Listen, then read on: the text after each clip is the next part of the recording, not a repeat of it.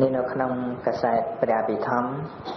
កាសែតទី17ចំហៀងទី2កើតនៅក្នុងចិត្តដួងទីប្រមាណខ្លះលោកភ័ក្រមានអ្នកកើតនៅក្នុងលោកប្រមូលចិត្តទីប្រមាណខ្លះទី1មានដែរទី2មានដែរទី3អត់ដែរមានទី4មានទី5អត់ទី6ទី7មានទី8មានអញ្ចឹង3 4 6 7មានអ្នកក៏ប៉ុន្តែគណៈខ្លះក៏វាអត់កើតទេមិនដូចទៅថែវាកើតតែ4ដួងតែវាកើតរហូតតែ4ដួងហ្នឹងតែមានអ្នកកើតនឹង4ដួងខាងចុង2 ខាងចុងហ្នឹងក៏ប៉ុន្តែវាមិនប្រកាសថាកើតទេជួនកើតជួនអត់អញ្ចឹងហើយបានជាមានឈ្មោះថាកតិយចេតសិកគឺចេតសិកកើតម្ដងម្កាលហើយដល់ទៅថៃទុកៈ2នៅក្នុងលោកប្រមូលចិត្តកើតជាមួយចិត្តដួងទីប្រមាណខ្លះថៃទុកៈ2ទី2ទី4ទី6ទី8ទី4 6 8កើតនៅក្នុងលោកប្រមូលចិត្តដែលជាសសង្ខារកៈក៏ប៉ុន្តែជាបឋមសំនមស្ការថ្វាយបង្គំចំពោះគុណនៃបត្រៃរតន៍ដោយសេចក្តីគោរពជ្រះថ្លាដោយក្រៃលែងព្រោះនៅថ្ងៃនេះគឺជាថ្ងៃខ្មែរថ្ងៃប្រមាណ13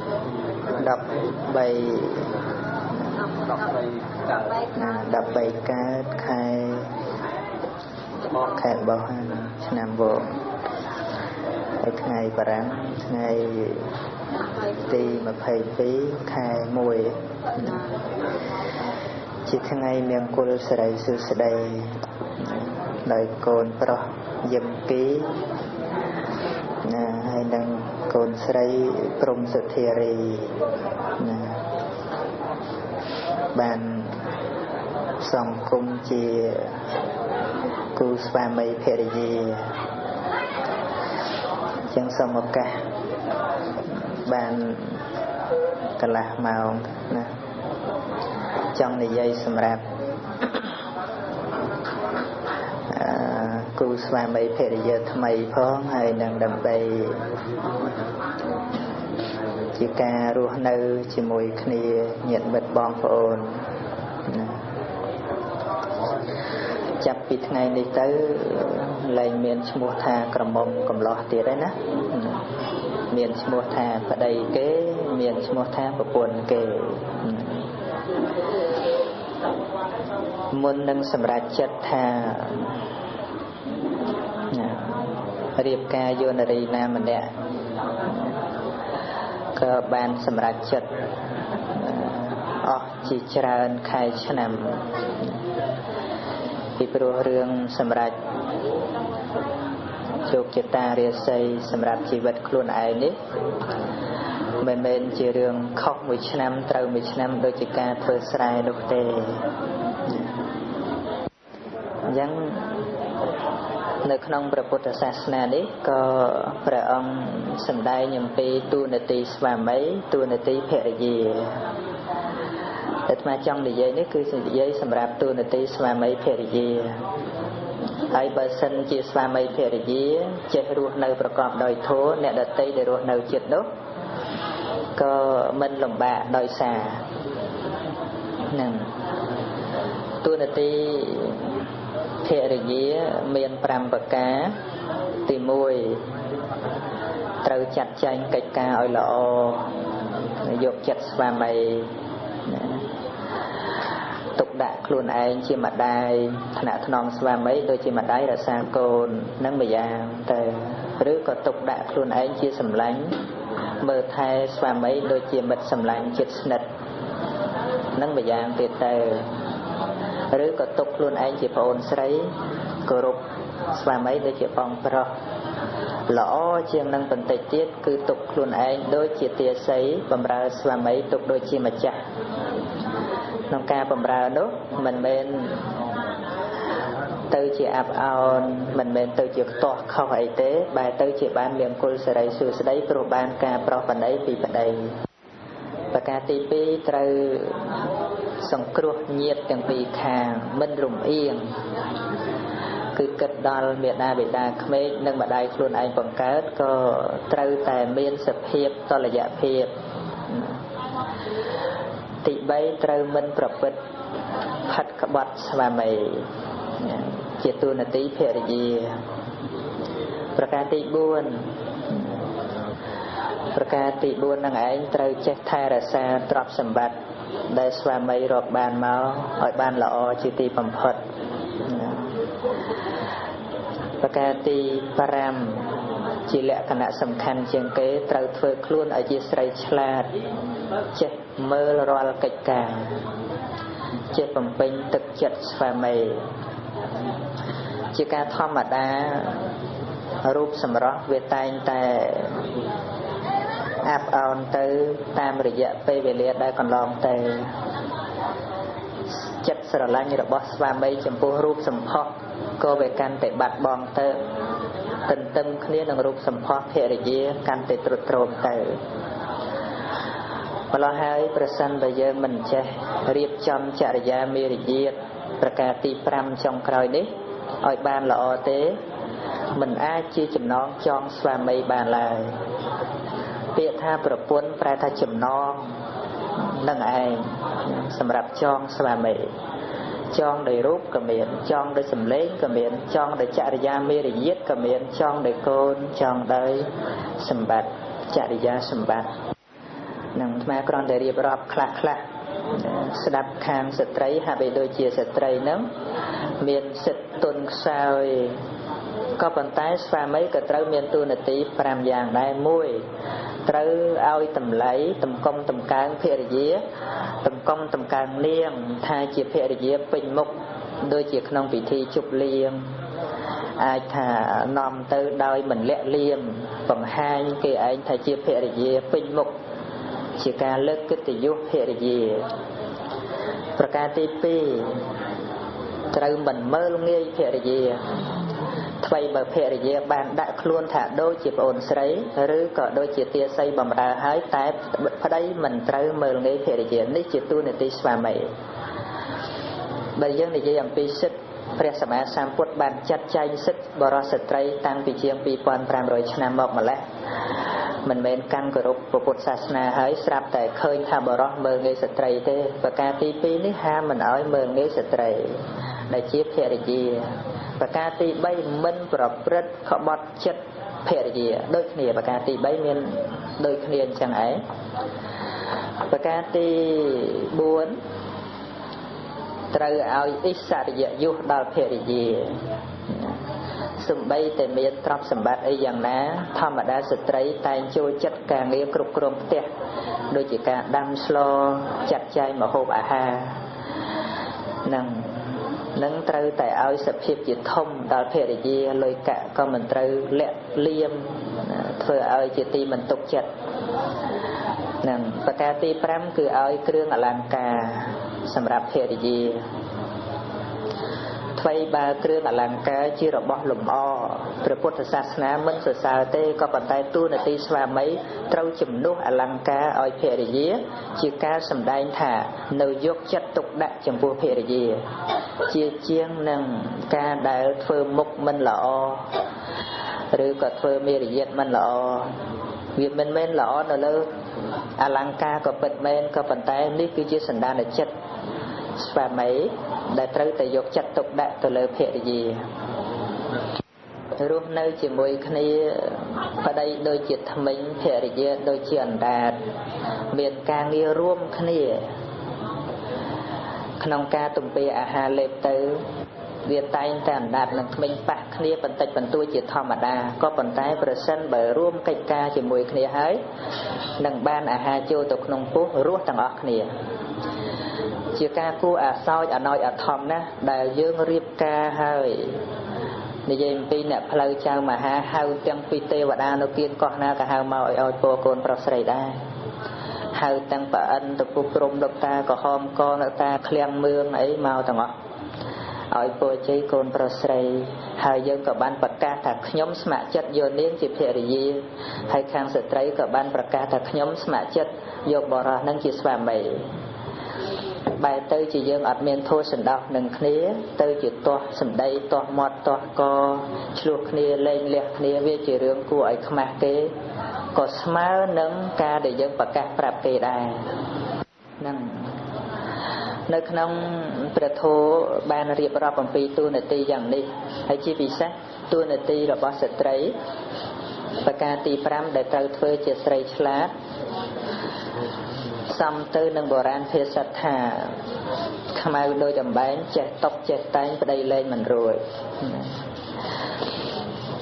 មនុស្សយើងច្រើនតែល្ងងនៅក្នុងចំណុចមួយធម្មតាចិត្តបរោះជាធម្មតាទេកាលណាបើស្រឡាញ់នារីណាម្នាក់ដំបូងឡើយគឺចង់បំពេញសេចក្តីត្រូវការរបស់ខ្លួនឯងក៏ប៉ុន្តែប្រសិនបើស្ត្រីនោះចេះតាក់ទាញចិត្តស្វាមីនិយាយសម្ដីទន់ភ្លន់ចរិយាមេរយាទល្អប្តីធ្វើអត់ខ្លាចហត់ទេព្រោះប្រុសវាស្លាប់ដោយសារតែស្រីត្រង់ចំណុចហ្នឹងឯងក៏ប៉ុន្តែបើខ្វះចំណុចហ្នឹងមួយมันអាចតាក់ទាញស្វាមីបានហ្នឹងដូចជាពេលដែលស្វាមីមានចិត្តរាយមេទៅលើនារីដទៃស្ត្រីជាច្រើនតែប្រើការប្រច័ណ្ឌនេះប្រែឲ្យចំថាកាចណាកាចធ្វើមុខមាត់ត្រូវជេរត្រូវថាធ្វើរឹកមិនគួរឲ្យស្រឡាញ់ស្ត្រីប្រៀបដូចជាផ្កាកន្លងដែលចូលចិត្តផ្កាមកពីផ្កាមានលំអងក៏ប៉ុន្តែទន្ទឹមគ្នានឹងស្ត្រីចេះប្រច័ណ្ឌហាក់បីដូចជាផ្កាកាន់តែអស់ក្លិនដូច្នោះដែរពេលដែលយើងប្រច័ណ្ឌធ្វើមុខមិនស្រួលសម្ដីមិនពីរោះនៅពេលដែលមានបញ្ហាហើយហាក់បីដូចជាជំរុញប្តីនោះឲ្យរឹតតែចង់ចាកចេញពីយើងអីចឹងឯងតែផ្ទុយពីការប្រច័ណ្ឌត្រូវតែមើលចំណុចខ្វះខាតរបស់ខ្លួនឯងអញ្ចឹងបានជាប្រការទី5ហ្នឹងមានឈ្មោះថាត្រូវតែជាស្រីឆ្លាតត្រូវមើលថាយើងខ្វះអ្វីមួយហើយបានជាស្វាមីចង់កិច្ចកាយពីយើងនេះគ្រាន់តែអាត្មានឹងរៀបរាប់នៅចំណុចខ្វះខាតពីព្រោះយើងនឹងត្រូវរស់នៅជាមួយគ្នាតទៅនឹងហើយចំពោះស្វាមីវិញត្រូវប្រតិបត្តិខ្លួនឯងឲ្យមានមេត្តាឲ្យច្រើនជាងការស្រឡាញ់ព្រោះសេចក្តីស្រឡាញ់ប្រៀបដូចភ្លើងឆេះព្រៃដូច្នោះដែរកាលបើឆេះអស់ហើយវាមិនដែលវិលមកឆេះអស់ដដែលទេនឹងរបស់មួយសូម្បីតែសម្លមួយមុខដែលដាក់គ្រឿងគ្រប់គ្រាន់ឧទាហរណ៍ថាសម្លម្ជូរគ្រឿងថ្ងៃហ្នឹងម្ជូរគ្រឿងស្អែកម្ជូរគ្រឿងខានស្អែកម្ជូរគ្រឿងហើយគ្រឿងដដែលសាច់ម្ហូបដដែលរសជាតិដដែលគង់យើងធុញត្រង់ក៏ប៉ុន្តែសម្រាប់សម្រស់ស្ត្រីមិនមែននៅរសជាតិដដែលដូចសម្លគ្រឿងទេវាត្រូវតែប្រែប្រួលទន្ទឹមគ្នានឹងការចាស់ទៅឬក៏មានបុត្រធីតាដូច្នេះប្រសិនបើយើងប្រើតែការស្រឡាញ់យើងច្រើននិយាយថាស្រឡាញ់គ្នាទៅវាមានសុភមង្គលក៏ប៉ុន្តែត្រូវប្រើមេត្តាការអាណិតអាសូរការរាប់អានមុខជំនួសវិញទៅប្រសើរបើសម្រស់វាបាត់បង់ទៅបដូរមកវិញនៅមេត្តាចិត្តត្រូវនឹកឃើញដល់គ្រាដំបូងដែលយើងតាំងចិត្តថាយកនាងជាភរិយានឹងទោះបីជាមានរឿងរ៉ាវខ្លះក៏យើងត្រូវដឹងថាសភាពស្ត្រីមានផ្លូវច្រកចេញតិចជាងបរិសុទ្ធសេចក្តីលំបាកក្នុងជីវិតក៏ច្រើនជាងបរិសុទ្ធសម្រាប់បរិសុទ្ធមិនចេះពោះទេស្ត្រីត្រូវពោះហើយក្នុងរឿងរវាងប្រុសនិងស្រីតែងតែមានសភាពលំបាកជាងបរិសុទ្ធជាធម្មតាដូច្នេះត្រូវតែមានមេត្តាមកជំនួសទៅបានជាបន្តទៅទៀតអាត្មាភាពក៏ចង់និយាយអំពីការរស់នៅជាមួយគ្នានៅពេលដែលនៅក្រមុំកំឡោះការទុកដាក់ជីវិតផ្ញើជីវិតនឹងមេដាបេដាពេលដែលរៀបការហើយប្រៀបបីដូចជាបាក់សាបាក់សីដែលចេះហើដោយខ្លួនឯង ត្រូវចេះសាងសម្បុកដោយខ្លួនឯងមិនពឹងកម្លាំងមេយកមកធ្វើសម្បុកឲ្យខ្លួនឯងទៀតទេណាដែលអាត្មាសង្កត់ខ្លួននេះគឺសម្រាប់គូស្វាមីភរិយាមិនចាំបាច់និយាយដល់សម្រាប់មេដាបេដាទេគ្រាន់តែគូស្វាមីភរិយាចេះរក្សាគ្នាមេដាបេដាក៏មិនលំបាកដែរបើសិនជាគូស្វាមីភរិយាមិនចេះរក្សាគ្នាហើយសេចក្តីលំបាកគង់មានដល់មេដាបេដាតើមេដាបេដាក្នុងលោកឯណាដែលមិនលំបាកចិត្តដែលឃើញកូនរបស់ខ្លួនដល់នៅសេចក្តីទុក្ខលំបាកនោះអញ្ចឹងកូនប្រុសក៏គប្បីតាំងចិត្តថាមុននឹងទទួលយកកូនស្រីពីម្ដាយរបស់គេត្រូវហ៊ានអះអាងថានឹងថែរក្សាគេឲ្យបានល្អជាទីបំផុតទោះបីជានាងមានផ្ទៃពោះក៏មិនត្រូវយកផ្ទៃពោះនោះទៅឲ្យម៉ែអ្នករក្សាដែរត្រូវតែតាំងចិត្តជាបរិសុទ្ធ5ហត្ថដើមទ្រង់5ហត្ថថានឹងរក្សាភរិយាពេលដែលភរិយាមានផ្ទៃពោះជាដើមមិនអំពុលដល់មេដាបេដាជាប្តីមានគុណធម៌សំបីមានកិច្ចការធុរៈយ៉ាងណារហូតដល់តែពេលភរិយាត្រូវប្រសូតបុត្រអីយ៉ាងណាត្រូវតែតាំងចិត្តជាមុនថាមិនឲ្យលំបាកដល់មេដាបេដាជាដាច់ខាតធ្វើជាប្តីត្រូវចិញ្ចឹមភរិយាឈ្មោះថាភរិយាប្រែថាស្រីដែលប្តីថែរក្សាឬក៏ចិញ្ចឹមនឹងឯងវាជាការហួសទូនាទីឲ្យប្រសិនបើយើងថែរក្សាភរិយាមួយមិនបានគ្រាន់តែប្រសូតកូនឲ្យម៉ែដេកចាំដែរនោះនឹងខ្វះទូនាទីរបស់ស្វាមីហើយមុននឹងសម្រេចចិត្តថាចង់បានកូនក៏ត្រូវតែតាំងចិត្តទាំងពីរអ្នកថានឹងមានសមត្ថភាពគ្រប់គ្រាន់ក្នុងការចិញ្ចឹមកូនមិនឲ្យលំបាកដល់ម៉ែឪយើងសូមឲ្យម៉ែឪរបស់យើងចិញ្ចឹមតែយើង2នាក់បានហើយមិនចាំបាច់ឲ្យចិញ្ចឹមកូនយើងទៀតឡើយនេះជាទូនាទីនឹងកូនចៅជាច្រើនមិនបានដឹងអំពីបញ្ហានេះទេប្រសិនបើមេដាបេដាមិនជួយមើលកូនរបស់ខ្លួនទៅជាទុកតូចចិត្តថាមេដាបេដាមិនយកចិត្តទុកដាក់ក៏ប៉ុន្តែមកពីយើងមិនចេះស្គាល់តួនាទីបណ្ដោះមេដាបេដាក៏មានតួនាទី5យ៉ាងសម្រាប់កូនចៅប្រុសស្រីដែរ1ហាមកូនមិនឲ្យធ្វើអាក្រក់2ឲ្យកូនតាំងនៅក្នុងសេចក្តីល្អ3ឲ្យកូនសិក្សាវិជ្ជាសាស្ត្រទូទៅ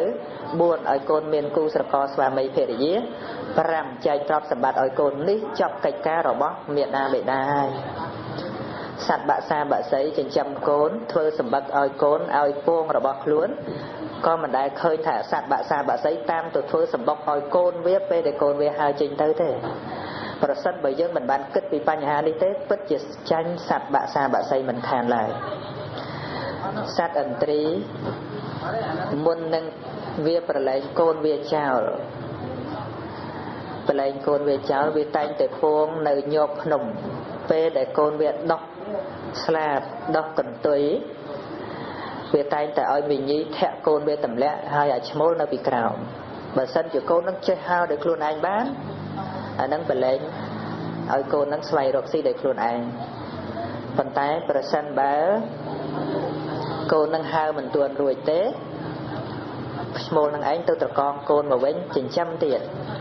ក៏ប៉ុន្តែពេលដែលយើងរៀបការគឺស្មើគ្នានឹងសត្វឥន្ទ្រីដែលដោះស្លាប់ចេះហើរដោយខ្លួនឯងហ្នឹងចឹងហើយបានជាអាត្មានិយាយសម្រាប់គូស្វាមីភរិយាហ្នឹងក៏ហាក់បីដូចជាជួយសម្រាលដល់មេដាបិតាគ្រាន់តែយើងចេះដោះស្រាយបញ្ហារវាងក្រុមគ្រួសារគូស្វាមីភរិយាបានហើយសេចក្តីអំពុលក៏មិនរវល់ដល់មេដាបិតាទៀតដែរមេដាបិតាព្រះសម្មាសម្ពុទ្ធបានទុកដាក់ថាជាព្រះអរហន្តបើយើងពិចារណាគុណរបស់ម៉ែឪយើងមិនបានទេពេលដែលយើងមានកូនខ្លួនឯងយើងគង់តែបានដឹងមិនខានប្រសិនបើយើងពូកែគិតថាតើយើងគិតពីកូនយើងប៉ុណ្ណាខ្វល់ពីកូនយើងប៉ុណ្ណានៅក្រមុំកំឡោះមិនហ៊ានប៉ះអាចក្មេងទេស្រឡាញ់ខ្លួនថែខ្លួន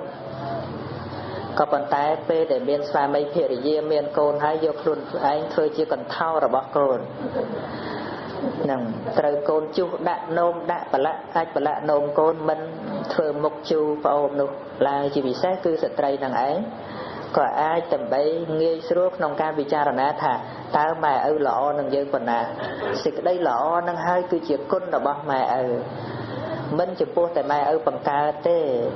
ម៉ែឪទាំងសងខាងទៅទួនាទីទី2របស់ស្ត្រីត្រូវតែគិតទាំងពីរត្រកូលទាំងពីរ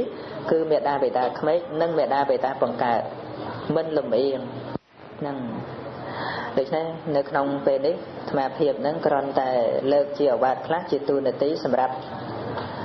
ប្រពន្ធសម្រាប់ស្វាមីសម្រាប់មេដាបេដាហើយកូនប្រុសស្រីក៏ត្រូវតែមានកាតព្វកិច្ចចំពោះម៉ែឪ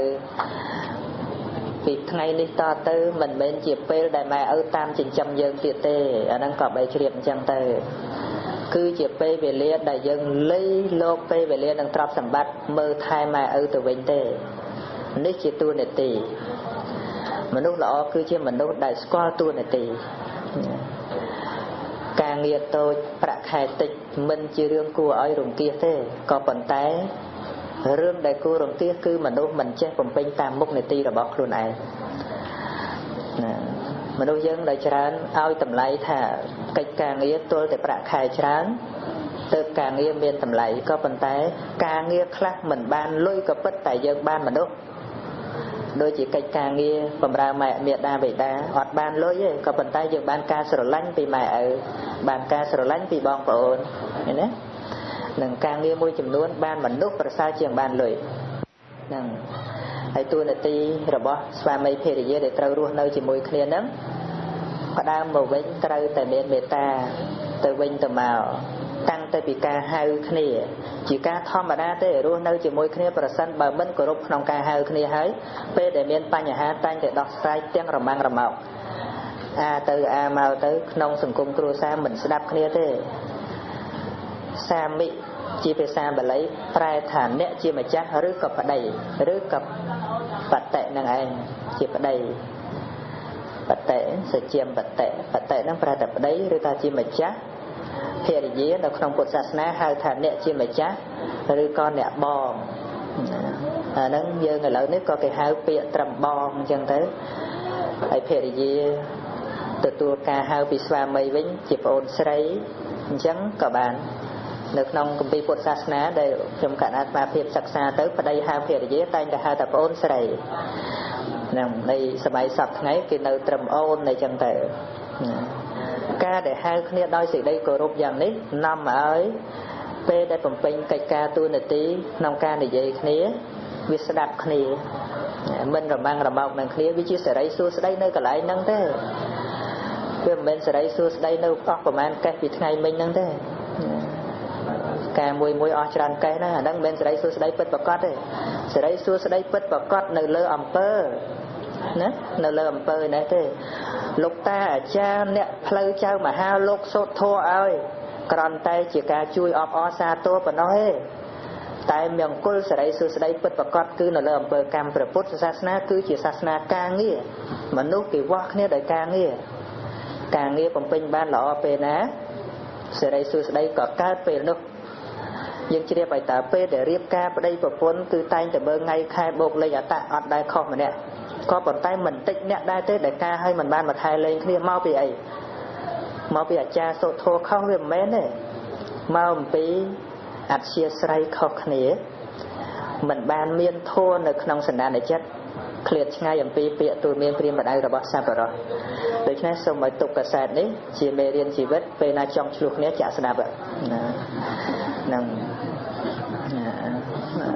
ព្រោះយើងរៀបការយើងមានតាំងចិត្តថាចង់ឆ្លោះឯណាតាំងចិត្តថានឹងថ្នាក់ថ្នមរក្សាគ្នាអស់មួយជីវិតអញ្ចឹងមែនអញ្ញាតញោមថាមើលណាខ្មាស់គេណាបើមានរឿងរ៉ាវអីវាគង់មានមិនខានទេតែត្រូវដោះស្រាយកុំឲ្យអ្នកក្រៅគេលឺខ្លាចគេមកការយើងគេដឹងទៅគេថាឲ្យយើងបង្អួតគេមកក្រុងណាថ្ងៃហ្នឹងណាប្រសិនបើជាយើង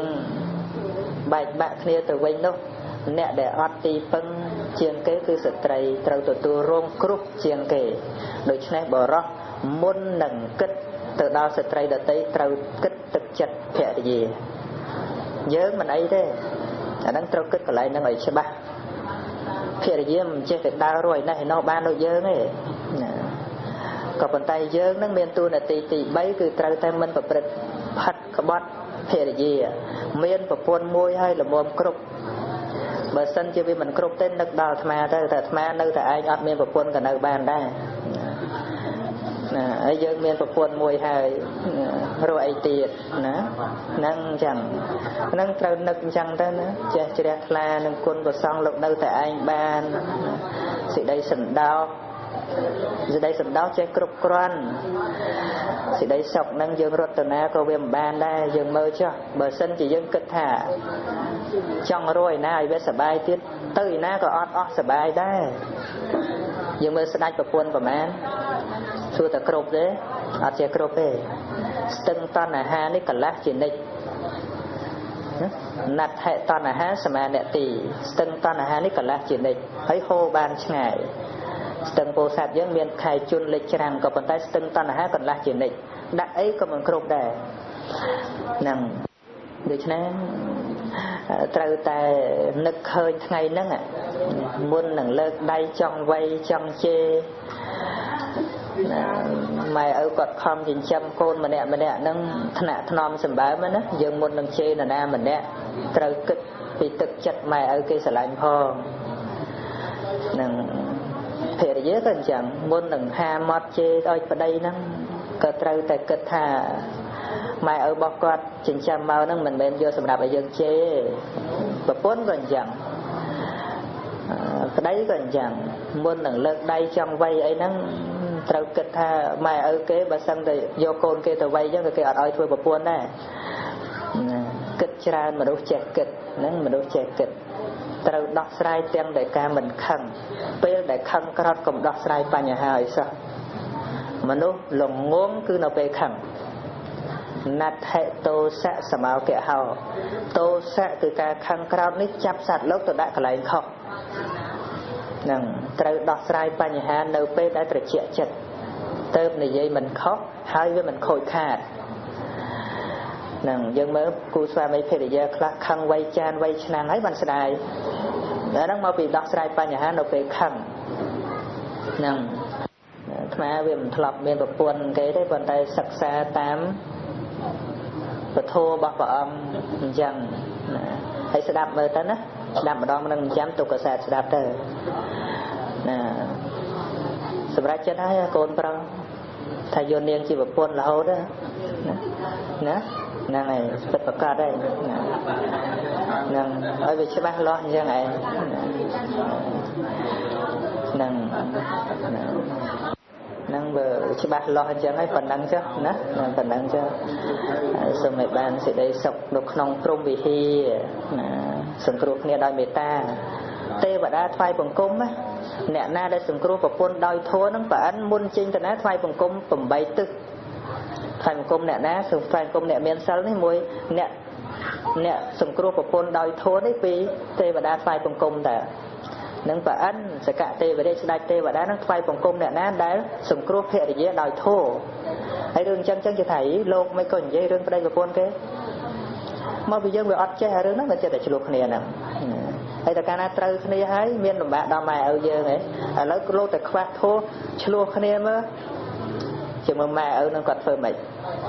នៅឈួរស្ងៀមបានទេតឡងឆ្លោះតឡងទៀតក៏បានដែរពីណាតឡងសុំមើលតឡងផងអូតឡងហ្នឹងហ្នឹងរឿងឲ្យកូនឲ្យចៅទៅវាក្តៅដល់ម៉ែឪណាហ្នឹងអញ្ចឹងហើយសរុបមកគឺវាអត់មើលងាយគ្នាមិនចង់បានតែអ្វីប្តីក៏មិនចង់បានថាឲ្យប្រពន្ធតាមខ្លួនពេកប្រពន្ធក៏មិនត្រូវគិតថាឲ្យប្តីនឹងគិតតាមខ្លួនពេកហើយនេះគឺថាយល់ចិត្តគេចិត្តឯងយើងត្រូវគិតថាហេតុអីបានប្តីគាត់ធ្វើតាមគាត់ធ្វើតាមខ្ញុំគាត់មិនគិតដូចខ្ញុំចម្លើយគឺថាមកពីខ្ញុំវាអត់បានគិតដូចគាត់ណាតែប្តីក៏គិតអញ្ចឹងដែរឲ្យប្រពន្ធចេះប្រពន្ធអត់ធ្វើតាមហេតុអីបានជាប្រពន្ធមិនធ្វើតាមខ្ញុំតែព្រោះពីខ្ញុំវាអត់បានធ្វើតាមប្រពន្ធវាអត់ដូចគ្នាអញ្ចឹងត្រូវតែសម្របសម្រួលគ្នាទៅណាសម្របសម្រួលគ្នាទៅដូចការញ៉ាំអាហារដែលមានធ្មេញនិងអណ្ដាតកលេវចូលទៅរស់ទាំងអស់គ្នាអញ្ចឹងហើយរឿងហ្នឹងថាជារឿងធម្មតាបើយើងចាត់ចែងរឿងហ្នឹងបានល្អហើយរឿងដទៃទៀតដូចជាការមានសមាទិដ្ឋិការសង្គ្រោះដល់មេដាបេដាក៏វាអាចប្រព្រឹត្តទៅបានដែរ តែចាត់ចែងរឿងហ្នឹងមិនល្អហើយរឿងដែលអសោចជាងគេគឺកូនចៅយើងនោះយើងត្រូវមានកូនមានចៅអញ្ចឹងមុននឹងតាំងចិត្តថាមានកូនគឺត្រូវតែធ្វើជាឪពុកគេតែយើងជ្រាបហើយឪពុកគេហ្នឹងម្ដាយគេហ្នឹងគឺថាហ៊ានអះអាងហ៊ានធានាចិញ្ចឹមកូនបានហ្នឹងគ្រួសារមិនតិចទេដែលមានទ្រព្យសម្បត្តិច្រើនក៏ប៉ុន្តែខ្វះធូបបែកគ្នាទៅកូនត្រូវយំសោកសៅខ្វះនៅភាពកក់ក្ដៅខ្វះភាពកក់ក្ដៅពីម៉ែឪជីសិតឡានសិតអីមែនក៏ប៉ុន្តែក្នុងចិត្តវាអត់មានភាពកក់ក្ដៅកូនភាកច្រើនចង់បានឃើញម៉ែឪត្រូវគ្នាលំបាកចិត្តខ្លាំងត្រង់ដែលម៉ែឪបែកគ្នាអាហ្នឹងយើងត្រូវជ្រាបកន្លែងហ្នឹងហ្នឹងពេលហ្នឹងកន្លះកសែតប៉ុណ្ណឹងឯងណាប៉ុណ្ណឹងចុះសូមអនុមោទនារងចាំស្ដាប់និងសិក្សាព្រះធម៌ជាបន្តពុទ្ធហੰតហម្មំសង្ឃហੰសារណង្គាចហាមិ